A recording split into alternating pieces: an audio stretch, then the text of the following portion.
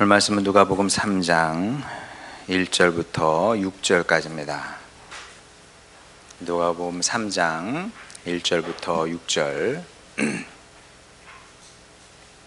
제가 봉독합니다. 디베르 황제가 통치한 지 15해 곧 본디오 빌라도가 유대의 총독으로 헤롯이 갈릴리의 분봉왕으로 그 동생 빌립이 이두레와 드라고니 지방의 분봉왕으로 루사니아가 아빌레네의 분봉왕으로 안나스와 가야바가 대제사장으로 있을 때에 하나님의 말씀이 비인들에서 사가랴의 아들 요한에게 임한지라.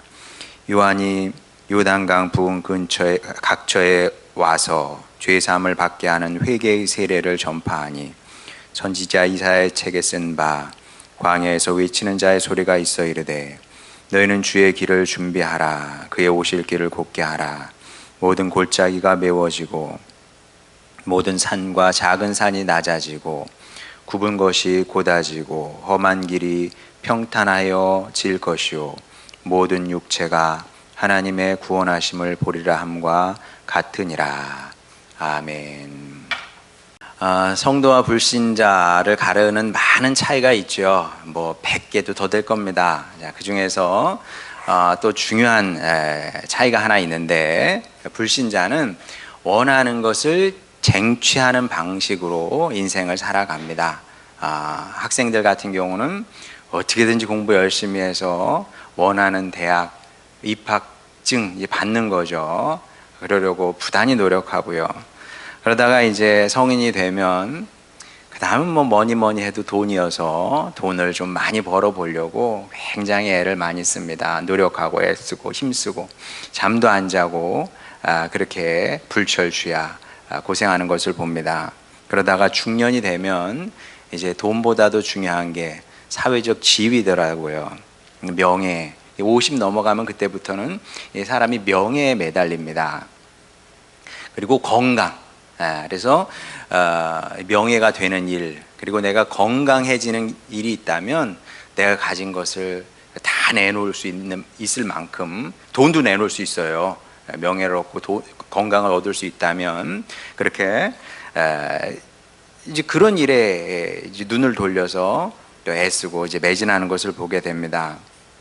자, 이런 수고, 이런 노력이 죄라고 말할 수는 없습니다. 아니, 그것도 안 하고 어떻게 살아요? 그렇죠? 그게 죄는 분명히 아닙니다만은 성도는 여기서도 달라야 되죠. 왜 달라야 될까요? 당연히 달라야죠. 성도는 모든 면에서 달라야 됩니다. 자, 무엇보다 성도는 자신의 한계를 아는 사람이거든요. 내 한계를 솔직하게 인정할 줄 아는 사람이 성도입니다. 우리가 원하는 것을, 우리가 원한다고 해서 모든 것을 다 쟁취할 수는 없거든요. 해도 안 되는 게 있습니다.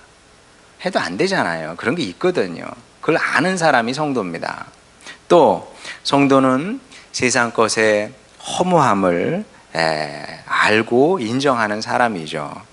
우리가 원하는 것을 얻을 수 있다 칩시다. 그래, 내가 능력이 돼. 환경과 조건이 돼서 내가 원하는 것을 다 얻었어요. 그러면 행복하고 만족스러운 인생을 살 수 있느냐? 좀 더 센 질문하면 의미 있고 가치 있는 인생을 살 수 있느냐라고 질문을 하면 답은 아닌 겁니다. 아니에요. 내가 원하는 것을 다 얻어도 만족스러울 수 없고요. 행복하기도 어렵고, 그리고 의미와 가치의 인생은 더더욱 아닌 겁니다. 이 사실을 알고 인정하기 때문에 우리는 그리스도인인 겁니다.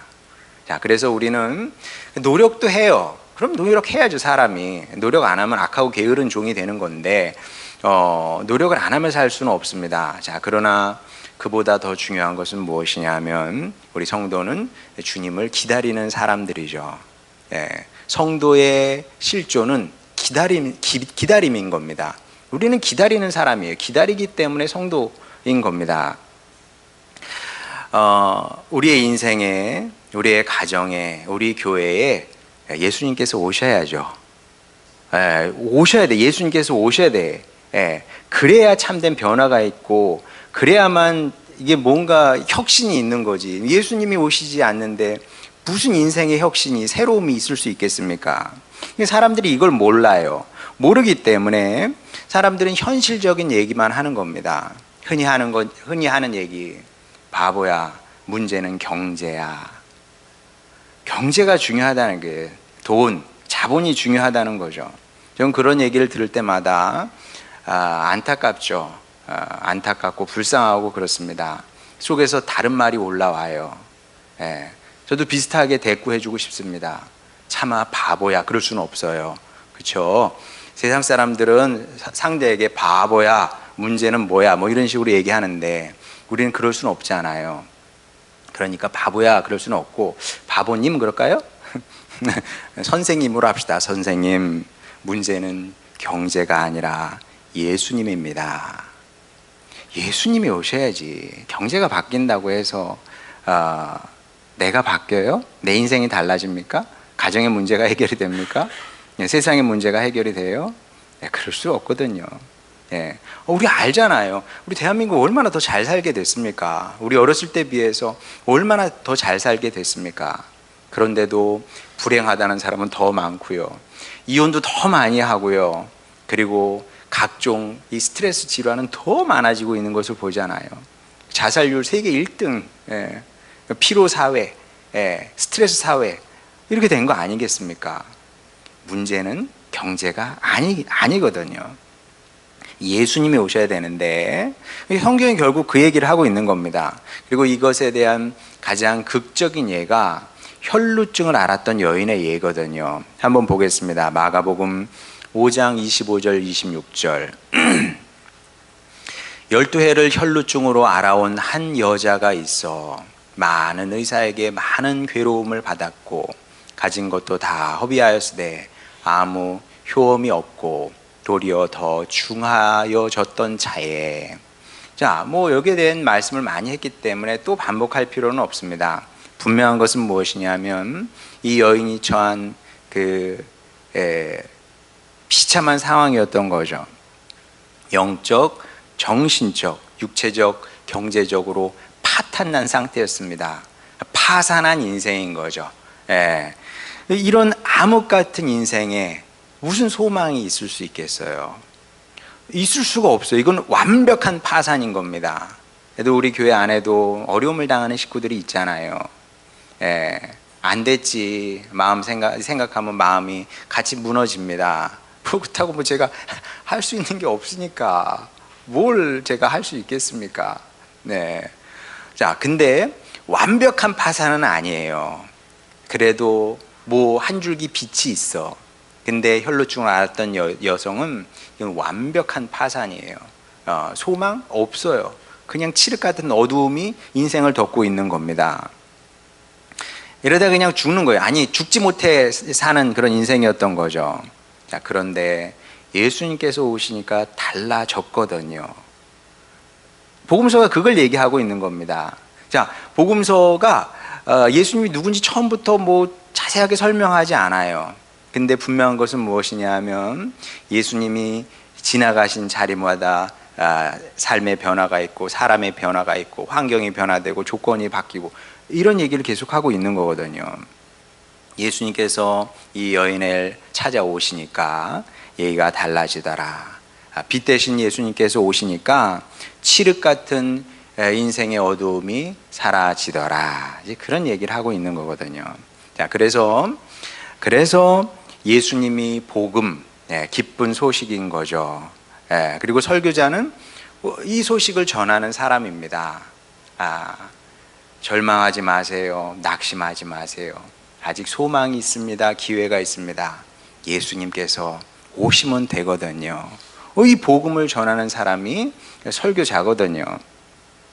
그리고 다행히도 이스라엘 백성은 항상 이 복음이 필요했습니다. 어쩌면 그래서 하나님께서 이스라엘 백성을 선택하셨는지도 몰라요. 왜? 작은 민족이었거든요. 가진 게 없었어요. 가진 게 없어. 이스라엘 백성들이 뭘 가진 게 있습니까? 위대한 문명이 있습니까? 위대한 학문이 거기 있었습니까? 아무것도 없었기 때문에 그러니까 주님을 기다리기가 쉬운 조건이었던 거죠. 이스라엘이라는 민족 자체가. 자, 그런데 특히 세례 요한이 활동했던 시대는 더더욱 그랬습니다. 왜냐하면 정치, 군사, 경제, 문화 모든 면에서 로마가 최고의 전성기를 누리고 있었거든요. 그 당시 로마는 정말 유사 이래의 정말 전무후무한 그런 영화를 누리고 있는 그런 상태였습니다. 자, 근데 그럴수록 이스라엘의 신세는 더 비참해진 거예요. 적대자가 강해지니까. 그러니까 내 신세가 더욱더 초라해지지 않겠습니까? 쪼그라들게 되는 거죠. 예, 로마는 절대 강자였습니다. 절대 강자가 이스라엘 백성, 이스라엘 아무것도 아니거든요. 진 누릅니다. 억누르면 진 눌려야지 어떻게 돼. 예. 누르면 눌리는 거예요. 그리고 때리면 맞아야지. 절대 강자가 때리는데 그럼 이거는 아닙니다, 틀렸습니다, 이러시면 안 됩니다. 그게 어떻게 가능합니까? 이거는 호랑이하고 고양이하고 싸움인 겁니다. 예. 호랑이 그게 싸움이 됩니까? 불가능한 일인 거지. 그냥 한번 그냥 툭 치면 그냥 고양이는 호랑이가 그냥 툭 치면 그냥 고양이는 죽는 겁니다. 이런 상태였던 거죠. 그래서 이스라엘은 민족적으로 서러웠고요, 영적으로는 너무 자존심이 상하는 그런 상태였던 거죠. 하나님의 택하신 백성이 이방 민족에 눌려서 신앙생활하기도 어려운 그런 비참한 상태 아니었습니까? 자, 이렇게 암울한 시대에 세례 요한이 혜성처럼 등장하게 됩니다. 그리고 해법을 제시하게 되죠. 자, 4절 말씀입니다. 선지자 이사야의 책에 쓴 바 광야에서 외치는 자의 소리가 있어 이르되 너희는 주의 길을 준비하라. 그의 오실 길을 곧게 하라. 자, 메시아가 오신다는 거예요. 우리의 주님, 하나님께서 약속하신 메시아가 오신다는 건데, 그리고 이 메시아가 오시면 돼요. 이 메시아가 오면 됩니다. 자, 그런데 이 해법이 새로운 건 아니었어요. 이스라엘 백성도 잘 아는 사실입니다, 이게. 세례 요한이 혜성처럼 등장한 건 맞아요. 그리고 어떤 해법을 제시한 건 맞는데 새로운 얘기는 아니라니까요, 이게. 이스라엘 백성들도 알고 있었기 때문에 이 당시 그 구원자에 대한 이런 고대의 계속 기다렸으니까, 오랜 시간 기다렸으니까 이 고대에 대한 기대가 이제 하늘을 찌를 듯한 그런 상황이었습니다. 자, 이분이 오시면 되는 거예요. 그러면 우리가 지금까지 당했던 서러움, 괴로움, 슬픔을 메시아가 그냥 한 번에 해결해 주시겠죠. 마치 혈루증을 앓았던 여인의 고통이 사라졌던 것처럼 그렇게 민족적인 고통도 해결해 주실 겁니다. 자, 그런데 문제는 뭐냐면 이상하게도 오래 기다렸는데 오시지 않는 거예요. 기다렸는데 오시지 않아. 여러분, 이스라엘 백성이 포로로 끌려갔어요. 그게 주전 587년 아닙니까? 지금으로부터 2600년 전 정도. 그리고 나서 거기서 대략 70년 동안 바벨론 포로 생활을 하고 다시 돌아오게 됩니다. 그러면 그게 한 대략 또 주전 한 500년 정도 되죠. 그리고 잠깐 예언자들이 나타나서 활동을 하고, 그 다음에 흔히 말하는 그 중간기 암흑기가 시작이 됩니다. 그 긴 시간 동안 이스라엘 백성이 여러 민족에게 다양한 고통을 당했거든요. 고통을 당하고 억눌릴수록 메시아에 대한 기대감은 더 커져갔던 겁니다. 왜? 우리 힘으로 안 되니까. 내가 할 수 있으면 해. 근데 안 되거든. 무슨 수를 하겠습니까? 그 쬐끄만 나라가. 그 메시아에 대한 기대가, 고대가 계속 커져갔던 거예요. 수백 년을 기다렸어. 근데 그분이 오십니까? 안 오십니까? 안 오시더라는 거예요. 왜 도대체 안 오시냐고. 기다렸는데 꼭 오셔야지. 자, 여기에 대한 답이 4절 5절입니다 4절부터 5절인데 한번 보겠습니다. 선지자 이사야 책에 쓴 바 광야에서 외치는 자의 소리가 있어 이르되 너희는 주의 길을 준비하라. 그의 오실 길을 곧게 하라. 모든 골짜기가 메워지고 모든 산과 작은 산이 낮아지고 굽은 것이 곧아지고 험한 길이 평탄하여질 것이요 모든 육체가 하나님의 구원하심을 보리라 함과 같으니라. 자, 핵심은 무엇이냐면 누군가가 준비를 해야 된다는 거예요. 메시아가 그냥 오시는 것이 아니고 누군가가 그 메시아 앞에 와서 길을 준비해야 그 길을 통해서 메시아가 오셔서 우리의 슬픔과 아픔과 고통의 문제를 해결해 주실 거다. 지금 이런 얘기를 하고 있는 거거든요.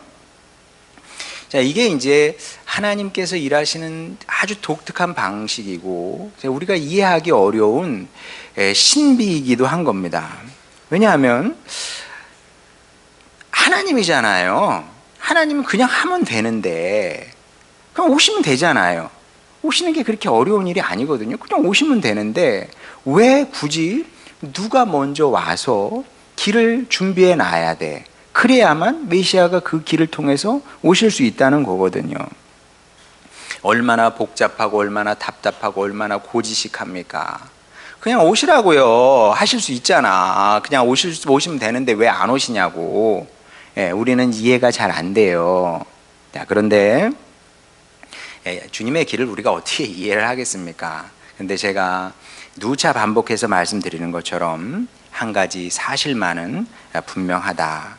하나님은 혼자 일하실 생각이 없으시다.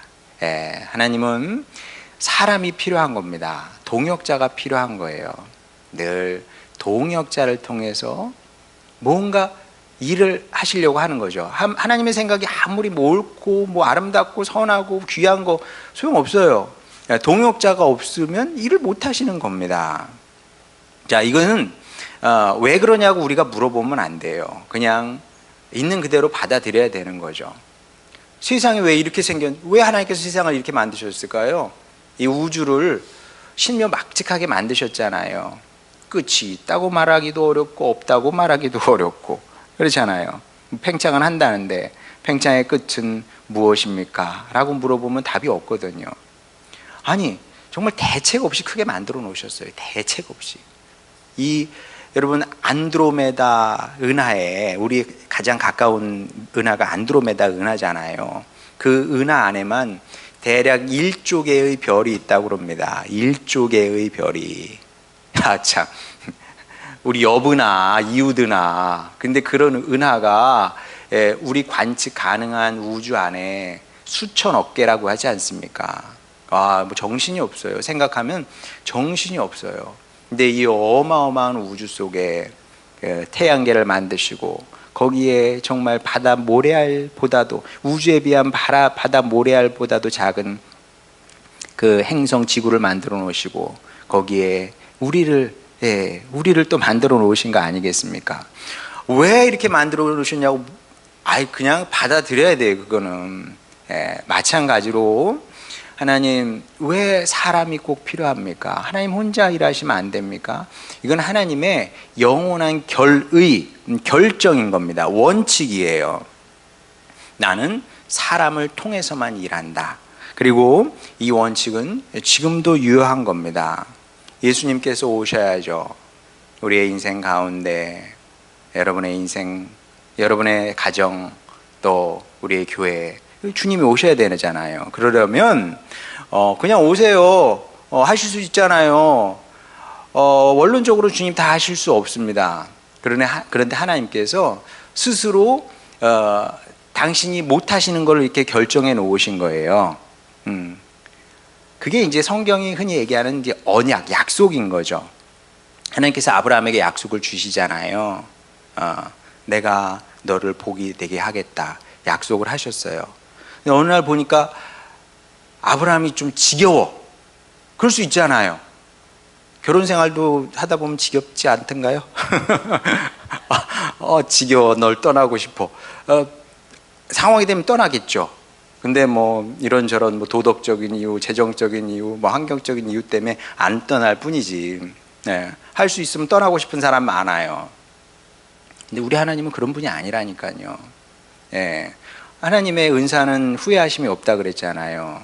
철회되지 않는 거예요. 한 번 약속을 했으면 하나님께서 당신의 존재를 걸고 이름을 걸고 아브라함을 복되게 하셔야 되는 겁니다. 아브라함을 뭐 죽인다든지 중간에 실증이 나가지고 버린다든지 이건 하나님이 못하는 거예요. 이거는 하실 수 없는 겁니다. 왜? 약속으로 한계를 그어 놓으신 거니까. 마찬가지입니다. 하나님께서 사람 동역자를 통해서 일하시기로 결정을 하신 거거든요.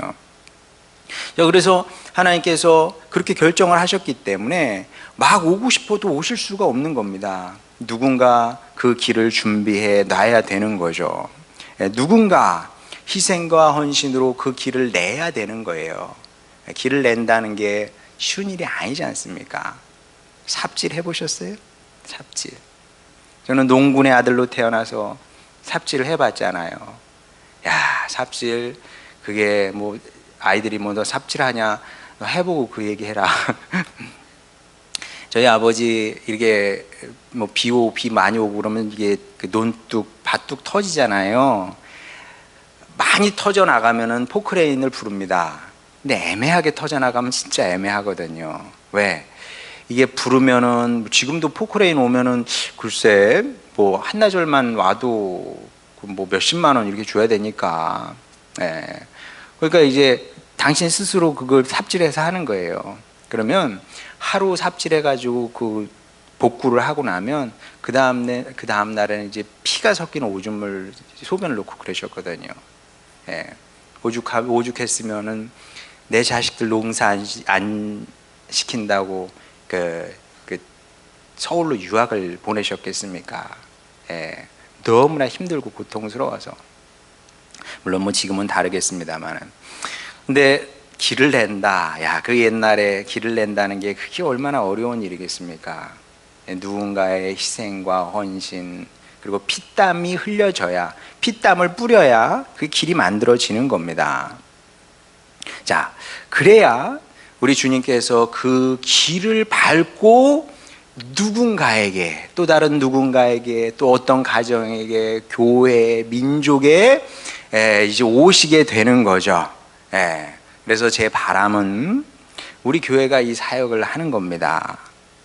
여러분, 글쎄, 여러분 그런 생각 하시나요? 여러분 인생에도 예수님께서 오셔야죠. 예수님 없는 인생은요, 아무것도 아니에요. 목사님, 좀 뭐 다 가졌어요. 부족한 게 없어요. 뭐 이만하면 행복하고, 뭐 돈도 좀 있고, 뭐 사회적 지위도 다 있고, 뭐가 문제입니까? 요한계시록에 뭐라 그럽니까? 너가 다 가졌다고 하는데 영적인 안약을 넣어서 네 신세를 한번 봐라. 너의 비참함을, 너의 헐벗음을 보라 그러거든요. 예수님이 오셔야 돼요. 그래야 내 비참함이, 헐벗음이 치유가 되는 거죠. 여러분 가정도 마찬가지입니다. 여러분이 사랑하는 가족들 앞으로 어떻게 살 겁니까? 우리 자녀들 앞으로 펼쳐질 세상이, 글쎄 우리가 살아온 세상보다 어려우면 어려웠지 더 쉽게 하겠습니까? 그거 어떻게 살 거예요? 또 뿐만 아니라 우리 나라와 민족도 사실은 마찬가지입니다. 주님이 오셔야 되는 겁니다. 그래서 이걸 누가 하겠습니까? 우리 교회가 해야죠.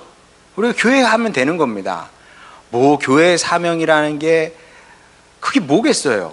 이 땅에 존재하면서 다른 사람들이 하지 않는 거 그거 하는 거예요. 사람들이 알아주거나 안 알아주거나 그 일을 하는 겁니다. 주님께서 오실 수 있는 길을 준비하는 거죠.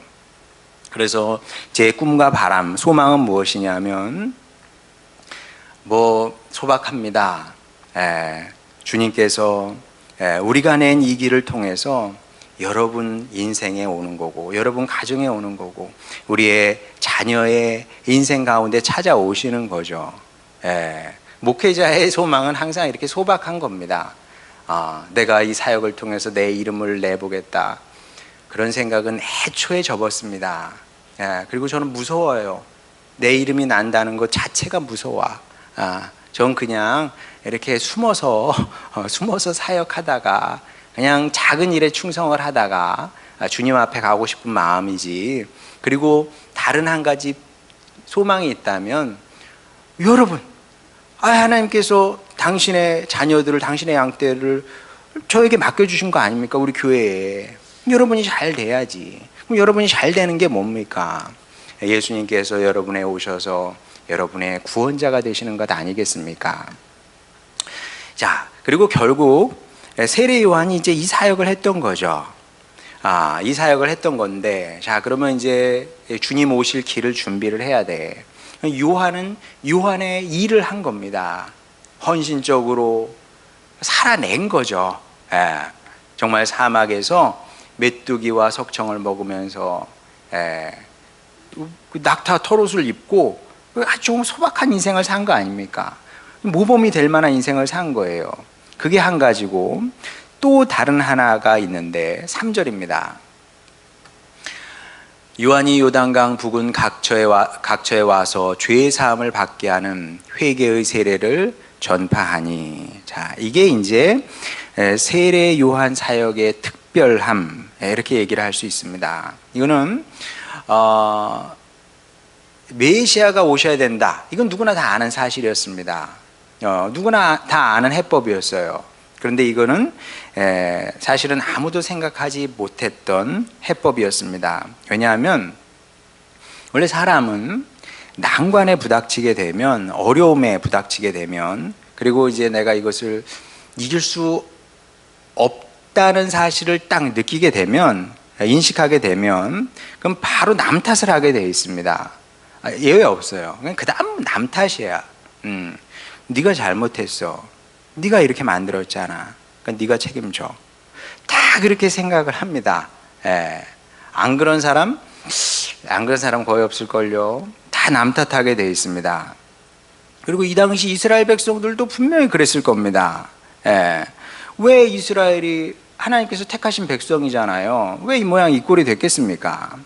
자, 답은 분명합니다. 선조들이 망쳐놔서 그래요. 그 기록이 성경이거든요. 성경을 펼쳐보면, 어디나 펼쳐보면 이스라엘 백성의 그 선조들이 이 망나니야. 이런 망나니도 없어요. 그러니까 이제 이스라엘 백성이 위대함이 무엇이냐면, 망쳐놨잖아요. 망쳐놨는데 그들의 역사를 미화하지 않았다는 겁니다. 자기 선조의 부끄러움을 있는 그대로 다 적어놨어요. 여러분 창세기 한번 보세요. 이거는 진짜 별일이 다 했어요. 거기 뭐 강간부터 시작해가지고요. 그 다음에 뭐 야곱 같은 경우는 아들이 그 야곱의 아내 이렇게 범하고 막 그런 얘기까지 다 들어있으니까. 그러니까 모든 부끄러운 얘기를 있는 그대로 다 기록해 놨다는 거 아니겠습니까? 자, 그러면 아니 그런 선조들이에요. 그 사람들이 뿌려놓은 씨가 얼마나 더럽고 추잡하고 막 이런 겁니까? 그러니까 후손들이 얻을 수 있는 열매라는 게 이 비참한 끔찍한 뭐 슬픔, 서글픔 뭐 이런 거 아니겠습니까? 그러니까 조상들이 잘못한 겁니다. 자, 그러면 하나님도 책임이 없다고 할 수는 없죠. 왜? 하나님께서 지금이라도 일하시면 되는데 두 손 놓고 가만히 계시는 거예요. 그러니까 택함 받은 백성이 수치와 모욕을 이렇게 받으면서 살고 있는 거 아니겠습니까? 사람은 다 이렇게 생각하게 돼 있어요. 이렇게 생각하게 돼 있고 또 이게 사람의 상식이다. 자, 그런데 요한은 엉뚱하게도 애꿎은 사람들에게 회개를 촉구하고 있는 겁니다. 회개해라, 회개해야 된다, 회개합시다. 이렇게 지금 얘기를 하고 있는 겁니다. 그럼 여러분 이스라엘 백성들이 얼마나 기가 막혔겠어요. 우리가 뭘 잘못해서 회개를 해야 되는데 일단 설득을 시켜야 될 거 아니에요. 우리가 뭘 잘못했는지 설득을 시켜줘. 그러면 우리가 회개를 해. 근데 우리가 뭘 그렇게 잘못을 했냐고요. 역사가 이렇게 흘러온 게 다 우리 책임입니까? 아니에요. 조상들의 잘못이고, 그리고 일정 부분 하나님도 책임이 있고, 이렇게 생각할 수밖에 없는 겁니다. 그러니까 이제 억울했겠죠. 아, 진짜 억울하다. 이렇게 반응할 수밖에 없는 겁니다. 자, 그런데 이스라엘 백성만 그러냐? 요즘 사람들도 다 마찬가지예요. 여러분도 아마 다르지 않을 겁니다. 제가 여러분에게 회개하시기 바랍니다라고 설교를 하면 여러분이 어떻게 반응할 것 같습니까? 어떻게 반응할까요? 예. 여러분 회개하세요 라고 설교를 하면 아마 마음속에서 거부 반응이 올라올 거예요. 아니 목사님, 제가 뭐 그렇게 크게 잘못했다고 저한테 회개를 하라고 그러세요? 예. 잘못은 우리 부모님이 했지. 우리 부모님 잘못이야. 또 잘못은 내 배우자가 했지. 예. 유책 배우자야. 유책 배우자. 저 인간이 유책 배우자. 그리고 자식들이 잘 안 따라줘. 너희들이 잘했어야지. 너희들이 잘했어야지. 부모님이 그렇게 생각하는 거 아니야? 내 자식이 잘 안 따라줬고 환경이 안 도와줬고, 그러니까 이제 뭐 헬 조선이다 막 이렇게 얘기를 하는 거예요. 자, 그러면 회개를 하면은 그들이 회개를 해야 되는 거예요. 나는 피해자잖아. 나는 피해자야. 왜 나보고 회개하라고 하냐고. 대부분의 사람들이, 대부분의 성도들이 그렇게 생각을 할 겁니다. 자, 그러면 저는 어떻게 생각할까요? 그럼요, 저도 여러분 편이지. 여러분이 뭘 그렇게 잘못했겠어요, 그렇죠? 여러분 열심히 살았고, 또 주일날 이 좋은 날 예배당 나와서 이렇게 예배 드리고 찬양하고 기도하고, 여러분이 무슨 잘못이 있겠습니까? 맞아요, 여러분 생각이 맞습니다. 그렇긴 한데, 그러니까 예수님께서 안 오시는 겁니다. 오실 수가 없는 거예요. 어떻게 오세요? 준비가 안 돼 있는데, 길이 만들어지지 않았는데 어떻게 오십니까? 예수님은 오시지 않고 대신 모든 관계가 지옥이 되는 거지. 실제로 우리 사는 사회가 그래요. 사회가 뭐라 그래? 사람들이 다 네 잘못이래요. 네 탓이라 그래. 그러면 누가 저한테, 아니면 여러분한테 네 탓이고 네 잘못이네 그러면은 맞아요, 제 잘못이에요, 제 탓이에요 그럽니까? 아니요. 그렇게 안 하고 너는 이렇게 얘기를 하겠죠. 그러니까 지옥이 되는 거예요. 모든 관계가 지옥이 되는 거예요. 이게 해결이 될 수가 없어요. 해결이 되지가 않습니다. 그러니까 점점 사회가 무서워지는 거예요. 무서워지고 끔찍해지고 잔인해지고, 미워하고 시기하고 질투하고 뭐 이런 것들이 점점 이제 막 쌓여가게 되는 거죠. 네. 그러니까 사람들이 항상 이렇게 칼을 하나 마음에 이렇게 두고 사는 느낌이잖아요. 그래서 뭔가 작은 일만 있으면 탁 꺼내서 너 죽고 나 죽자 이렇게 되는 거예요. 괜히 그렇게 되는 게 아니라니까요. 자, 이 상황을 바꾸고 싶으냐? 뭐 어떻게 바꾸겠어요? 혁명이 일어나면 됩니까? 혁명이 일어나면, 전쟁이 일으켜가지고 혁명을 일으키면 뭐 세상이 바뀝니까? 아니요. 성경은 그런 식으로 세상이 바뀐다고 그러지 않습니다. 세상은 위로부터 아래를 바꾸는 것이 아니라 아래부터 차츰차츰 위를 바꾸러 가는 거예요. 예수님의 비유의 말씀 아닙니까? 겨자나무 같은 거예요. 겨자씨 얼마나 작은 겁니까? 이게 눈에 보이지도 않는 것들 떨어져 가지고 겨자 밭을 만들고, 그래서 공중에 새들이 와서 깃들고 그러는 거 아닙니까? 아래로부터의 개혁인데, 아래로부터의 개혁이 뭐겠습니까? 내 탓이요. 받게 되는 거예요. 주님, 제 탓입니다. 제가 잘못했습니다. 제가 부족했습니다. 근데 맞는 얘기이기도 하거든요. 왜? 우리가 좀 더 좋은 성도로, 좋은 주님의 자녀로 살았다면 이보다 낫지 않았겠어요. 이렇게 생각하고 이렇게 보면 또 제 말이 틀리지 않거든요. 그리고 성경이 실제로 그렇다고 지금 얘기를 하고 있는 겁니다. 자, 이 사실을 겸손히 인정하고 받아들여야 되고요. 이걸 가리켜서 성경은 회개다 이렇게 얘기를 하는 겁니다. 어렸을 때 싸움했던 거, 누구 물건 훔쳤던 거, 그래 그런 것도 회개를 해야지.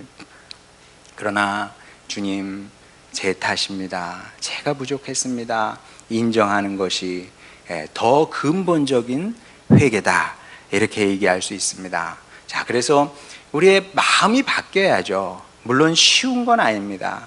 어떻게 쉽겠어요? 맞아요. 우리가 가해자가 아니거든. 나는 당한 사람이야. 틀리지 않아요. 근데 여러분 생각해 보세요. 그런 식으로 따지면 예수님이 왜 십자가 달려 돌아가십니까? 그분이 뭘 잘못했어요? 그분이야말로 네 잘못이야, 네 탓이야, 니네가 죽으라고, 니네가 죄졌잖아, 니네가 책임지고 지옥 가. 그러면 해결될 문제야. 근데 그렇게 세상이 구원받을 수 있느냐고요. 우리 주변 사람들은 우리가 바뀌고 우리가 도와주지 않으면 죽는 거예요. 그냥 그렇게. 그러면 어떻게 해? 주님, 제가 더 잘하겠습니다. 그렇게 바뀌어야지. 주님, 제가 부족하기 때문에 그렇습니다. 제가 세례 요한의 역할을 하겠습니다.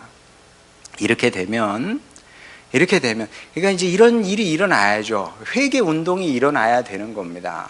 우리 안에서 이러한 회개 운동이 일어나게 되면 그러면 어떻게 될까요? 어떤 일이 일어나게 될까요? 그러면 제가 주님의 말씀을, 주님의 언약의 말씀을 걸고 분명히 약속할 수 있습니다. 여러분 안에서, 또 여러분 가정에서, 교회 안에서 이런 회개 운동이 일어나게 되면 회개하는 성도, 가정, 교회, 바로 그곳에 우리 예수님께서 반드시 오시게 돼 있다는 거죠. 오셔서 위대하고 탁월한 메시아의 능력으로 여러분을 구원하고 회복하시게 돼 있습니다. 이 기적을 보는 우리가 됐으면 좋겠습니다. 이런 기적을 보면서 사는 게 신앙생활이에요. 그냥 주님 믿어서 좀 건강해지고 물질 축복 받고 스트레스 좀 덜 받고 이렇게 살다가 죽는 것이 아니라 회개의 능력으로 우리가 회개하고 세례 요한의 길을 감으로 말미암아 주님께서 오셔서 우리가 예상치도 못했고 상상치도 못했던 기적이 우리 인생에서 일어나고 우리만 사는 것이 아니라 우리 가정을 살리고 자녀를 살리고 우리 주변 사람들을 살리는 그런 놀라운 일들이 일어나는 것을 보는 것, 그게 바로 신앙생활인 거죠. 여러분, 이런 신앙생활을 꿈꾸며 또 살아가시길 바랍니다. 그래서 저의 바람은 우리 한평생 살아가는 것, 이 세상을 살아가는데 지옥을 살 이유가 없잖아요. 지옥을 사는 것이 아니라 천국을 만들면서 살다가 가정을 천국으로 만들고 일터를 천국으로 만들고 여러분 만나는 모든 사람의 관계를 천국으로 만들며 살다가 우리 주님께서 준비하신 영원한 천국에 이르는 가장 복된 인생을 만드는 축복의 자녀들 다 되시기를 주님의 이름으로 축원합니다. 우리 찬양 부르고 기도하도록 하겠습니다.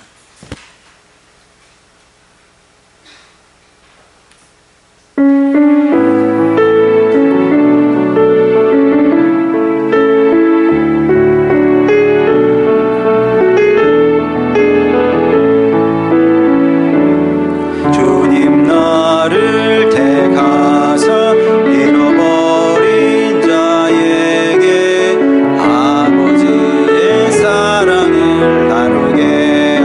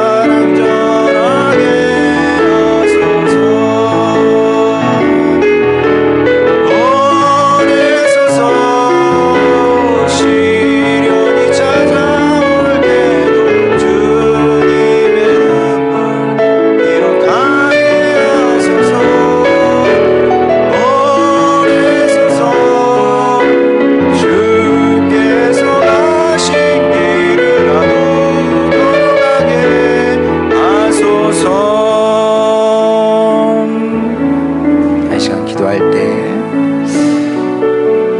무슨 얘기인지는 여러분이 알 겁니다. 그러나 차마 내 탓입니다 라는 말은 나오지 않을 겁니다. 그래서 주님의 은혜가 필요한 겁니다. 성령님의 역사하심이 필요한 겁니다. 주님, 어찌 제 잘못입니까? 제가 뭘 그렇게 잘못했다고 저한테 더 하라 하십니까? 이런 마음이 올라오는 것이 지극히 인간적인 거거든요. 다 이해가 되고요. 저라고 다르겠습니까? 내가 뭘 잘못했어 뭐 이런 말 하고 싶죠. 네, 여러분, 그래서는 주님께서 오실 수가 없습니다. 그래서 이 시간 기도할 때 주님, 제가 할 수 없는 일을 성령님 오셔서 해주시기를 원합니다. 위하여 예수님의 길을 걷게 하여 주시옵소서. 예수님인들 왜 그런 생각이 없으셨겠습니까? 내가 뭘 잘못했겠냐는 생각이 왜 예수님 안 드셨겠습니까? 그러나 십자가를 지심으로 말미암아 세상을 구원했던 것처럼 구원은 이렇게 이루어지는 겁니다. 그래서 이 시간 우리 기도할 때 주님 도와주시옵소서.